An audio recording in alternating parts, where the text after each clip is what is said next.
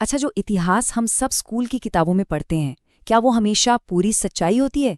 तो चलिए आज पर्दा उठाते हैं अंग्रेजों द्वारा छुपाए गए भारत के उस इतिहास से, जिसके बारे में ना बहुत कम बात होती है।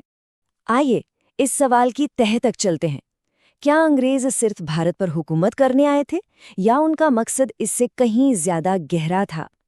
क्या उन्होंने जानबूझकर भारत की असलियत को दुनिया से छुपाया? और यही सवाल है जो आज हमारी इस पूरी पड़ताल की जड़ में है। तो देखिए, हमारे सामने ना दो अलग अलग कहानियां हैं। एक तरफ वो कहानी है जो हमें स्कूल की किताबों में पढ़ाई जाती है कि रेलवे आई, नए कानून बने, एडमिनिस्ट्रेशन सुधरा।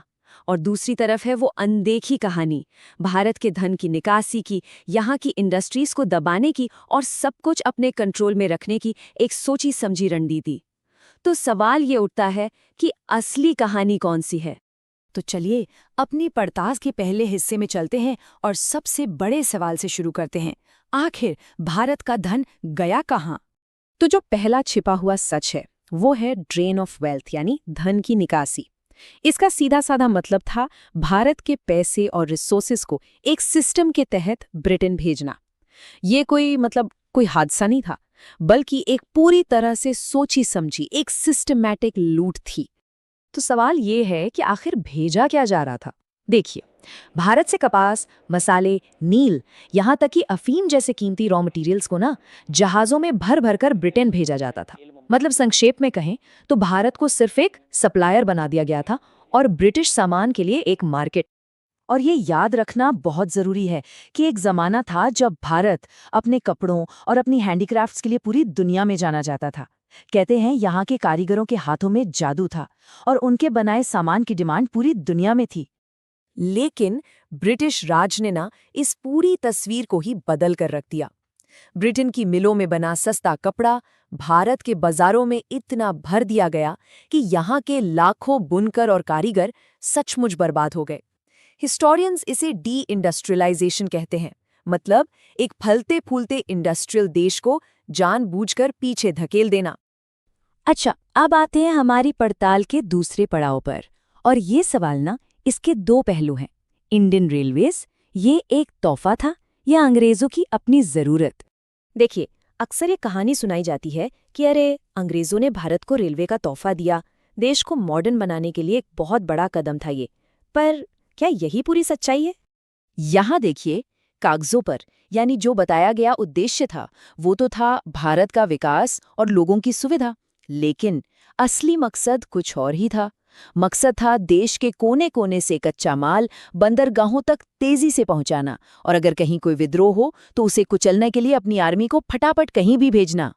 तो इस तरह से रेलवे जो है वो ड्रेन ऑफ वेल्थ की प्रक्रिया का एक बहुत जरूरी हिस्सा बन गया। सोचिए, स्टेप 1, देश के अंदरूनी इलाकों से रॉ मटेरियल इकट्ठा करो। स्टेप 2, उसे ट्रेनों से पोर्ट्स तक ले जाओ। और स्टेप 3, उसे सीधा ब्रिटेन एक्सपोर्ट कर दो। ये एक बहुत ही एफिशिएंट सिस्टम था, पर भारत के शोषण के लिए।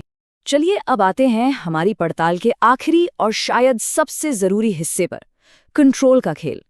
ये सिर्फ पैसे की बात नहीं थी, ये इस बारे में भी था कि भारत पर अपनी पकड़ कैसे बनाए रखी जाए।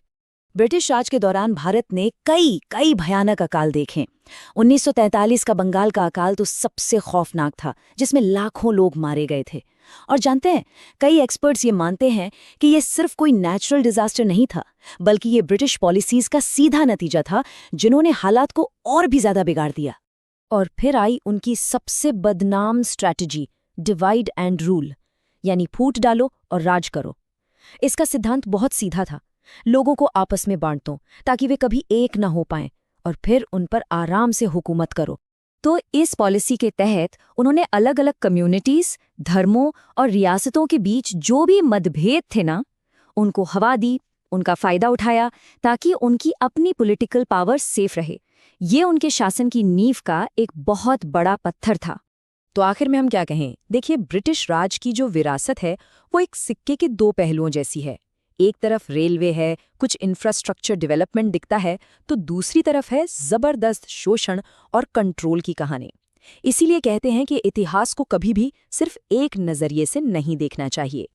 और ये सब हमें इस पूरी पड़ताल के सबसे बड़े सवाल पर लाकर छोड़ देता है कि जो इतिहास हमें बताया जाता है, क्या वो पूरी तस्वीर है या फिर कहानी का सिर्फ एक हिस्सा?